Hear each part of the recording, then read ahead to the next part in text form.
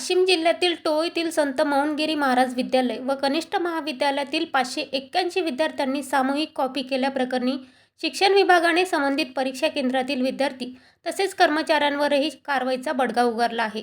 येथील 26 शिक्षकांना निलंबित करण्याचे आदेश देण्यात आले असून कर्मचाऱ्यांच्या विरोधात पोलीस ठाण्यात गुन्हा दाखल करण्याची प्रक्रिया सुरू असल्याची माहिती वाशिम जिल्हा परिषद माध्यमिक विभागाचे शिक्षणाधिकारी मंगल दुपे यांनी दिली. काल 16 फेब्रुवारीला 12वीच्या भौतिकशास्त्राच्या पेपर दरम्यान प्राथमिक शिक्षण अधिकारी संजय ससाने यांनी परीक्षा केंद्रावर तपासणी केली असता काही विद्यार्थ्यांच्या उत्तरात समानता आढळून आली होती. यानंतर CCTV तपासण्यात आले व विद्यार्थ्यांवर कारवाई करण्याचा प्रस्ताव अमरावती बोर्डाकडे पाठवण्यात आला असून कर्मचाऱ्यांवर तात्काळ कारवाई करण्यात आली आहे.